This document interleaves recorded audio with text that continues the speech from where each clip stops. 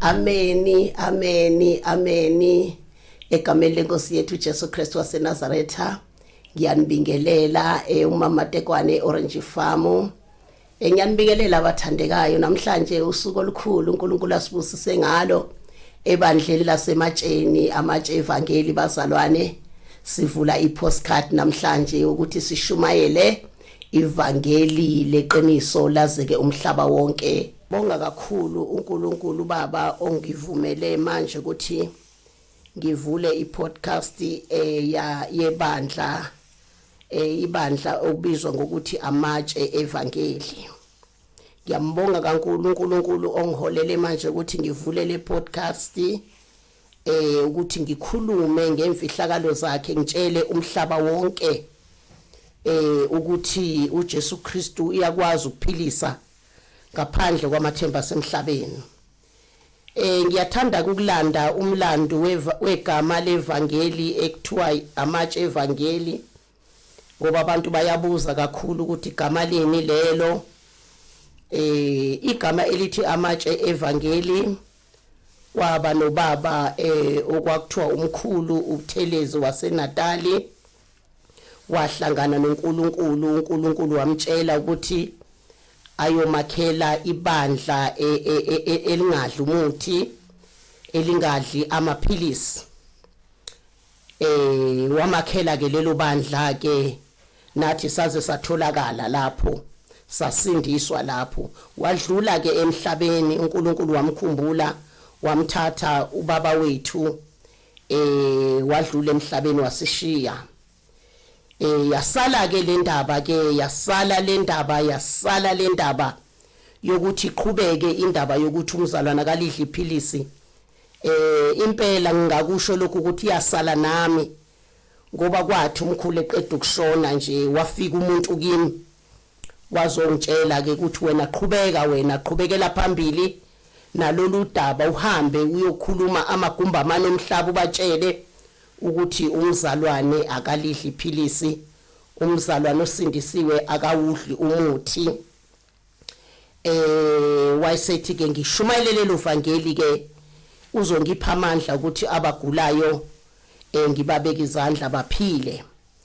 Wangitshela ukuthi umuntu mangimbeka izandla ezophila kufanele akhethe uJesu avume izono zakhe ngimbeke izandla aphile. Izifo uJesu uyaziphilisa. Wasebeka kumthetho ukuthi njengoba singazukudla amaphilisi asuwadla amaphilisi, asikhiphi amazinyo, asikhiphi, asiphalazi, asichathi, asipreventi, asiteteli ezibhedlela, abantwana abagumi. Wasibekela umthetho uNkulunkulu. Wathi asikhipha amazinyo, wathi asichathi, wathi asiphalazi, wathi asipreventi, wathi asiteteli ezibhedlela, wathi abantwana abagumi, wathi asifaki ibuko emehlweni. Ngiyalishumayela ke lelo vangeli ke. Futhi ke uNkulunkulu uyangisiza ngoba noma ngilishumayele babe bekwizandla uJesu uyabaphilisa. Sengisho ke umlando ke wevangeli lamatshe ukuthi libuya kuphi. uNkulunkulu wathi makushona ubaba umkhulu umongameli waleli bandla lamatshe wafika uNkulunkulu wakhuluma nami ukuthi ngihambe umhlaba wonke ngiyobatshela abazalwane ukuthi umuthi awudliwa, ukuthi abazalwane bayamthanda bayakholwa kodwa abamethembi. Yilo myalezo ke bazalwane. Sengivulileke le podcast bazalwane, ngivulele ukuthi babe nofakazi abantu ngoba lishizo lenkosi litho nendodana unofakazi. Bafakaza abantu ngoNkulunkulu ngoba kunabantu la emhlabeni uNkulunkulu abenzele izimanga ngezimangaliso kodwa abakhona ukufakaza. Ngivulele nje abantwana benkosi, ngivulele nje ufakazi ngoba ufakazi ngiyabuthanda ngoba kusuke kubonakalisa amandla kaJesu ukuthi uJesu usekhona usazenza izimangaliso emhlabeni.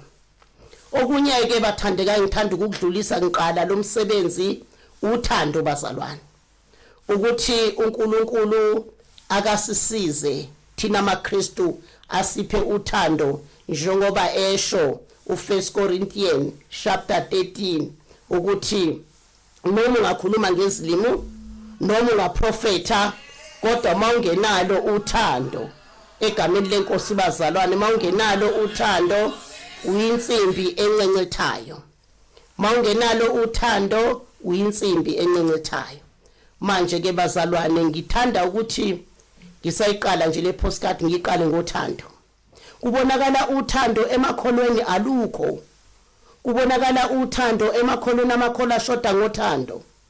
Ukuze ubone ukuthi amakholwa awanalo uthando, omunye umntwana kaNkulunkulu mayenze iphutha komunye akakwazi ukuthi aye kuye ayomtshela ukuthi wenze iphutha la bese loyo eyaxolisa.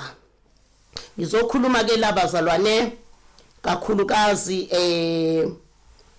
ngokuthi sizwa la manje ko postcard lana amakholwa akhulumana kabi, amakholwa akhulumana kabi. Siyacela bazalwane ukuthi uNkulunkulu anisize aniphe ukuthi mawubona omunye engakhulumi kahle uye kuye uyomtshela, hayi ukuthi ukhiphela ku postcard. Sibona bazalwane kuno brother Enigma. Ubrother Enigma njobe khona nje bazalwane, abanye bazalwane bakhuluma kabi ngaye bazalwane. Ngiyanicela ukuthi ningakhulumi kanjalo kabi ngaye ngoba ethi yena uthunywe uJesu. Ethi yena uthunywe uJesu. Umuntu mayethi uthunywe uJesu bazalwane, funa thina silalele lokho akushoyo. Wena lalela lokho okuqondene nawe, okungaqondene nawe ukiyeke. Ngoba ngeke akhulume into eyodwa, lalela lokho oqondene nawe, okungaqondene nawe ukiyeke. Ngoba nami ngiyabona kukhona izinto engizithanda kakhulu asikhulumayo ezingibusisayo. Kukhona futhi ezingaqondene nami. Angizenzi lezi ezingaqondene nami, kodwa ngeke ungizwe sengikhuluma ngaye la ngoba usho into engaqondene nami. Ngeke ungizwe ngikhuluma ngaye la. Manje bazalwane ngizokhuza lo moya ukuthi ake siyeke ukukhulumana kabi, omunye mayikhuluma into ongayizwa yana kuye. Mina ke ngiyahlambuluka bazalwane, ngisaqala le postcard yami nje ngiyiqala ngenhlambuluko ngoba kukhona engikuzwayo engingakuthandi ukuthi sikhulumana kabi thina amaKristu, sikhulumana kabi thina amaKristu, simemezana kabi thina amaKristu la kwi postcard engabe sishumayela ivangeli. Uma ngabe umunye umntwana kaNkulunkulu ekhulume kabi, dlula kuye, dlula, musulibala kuye. Yilokho nje bazalwane ngisayiqala le postcard yami ngiyiqala bazalwane ngothando, ukuthi make sithandane bazalwane, sibe munye ngane zenkosi. Nabo abalandela abasenkonzweni kabrother Enigma akusuthi mabezwa abanye abantu bekhuluma kabi ngobrother Enigma bese bebazonda bebakhuluma kabi. Cha, ubrother Enigma njoba nje kukhona mhlambe abamkhuluma kabi, amafutha kubrother Enigma, umkhele loyo kubrother Enigma. Yingakho nje yena ngeke umuzwe esho lutho ngoba uyazi yena ukuthi umqhele loyo amafutha kuye. Makugxekwa umuntu kaNkulunkulu okhuluma ngezinto zikaNkulunkulu egxekwa, sojabula thina amakholwa, sithokoze, singaphindiseli okuphi. Ngizofundisa kule postcard yami entsha ngivulayo ukuthi bazalwane ake sifunde ukukhuluma. Umntwana kaNkulunkulu umhloniphe, wazi ukuthi umntwana kaNkulunkulu unguNkulunkulu.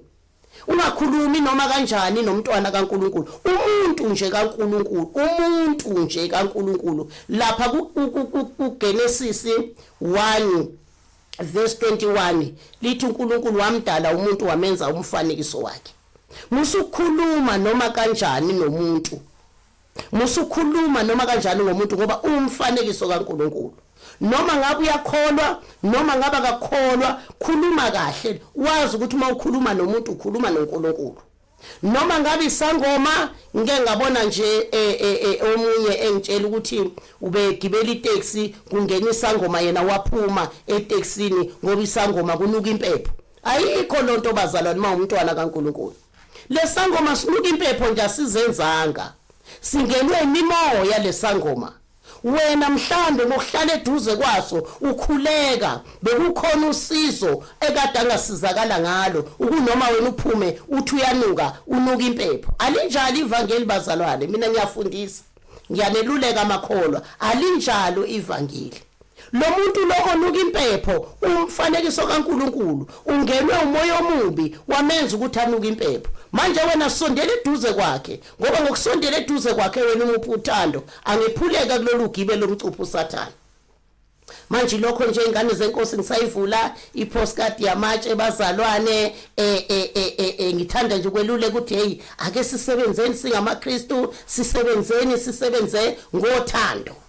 Sithandane bazalwane, sibe munye entweni zonke, akukhathali ukuthi uyiliphi ibandla. Isikhathi sikaSonto lami manje siphelile, isikhathi manje sikaNkuluNkulu. Ngisazothandaza nje bazalwane, ngibonga umsebenzi uNkulunkulu asenzele wona ebandleni lasematsheni, wasipha ipostcard, ngizohlabelela. Ngiyamthanda umhlabeleli. Kuwe Baba ngibeki themba lam kuwe Baba ngibeki themba lam kuwe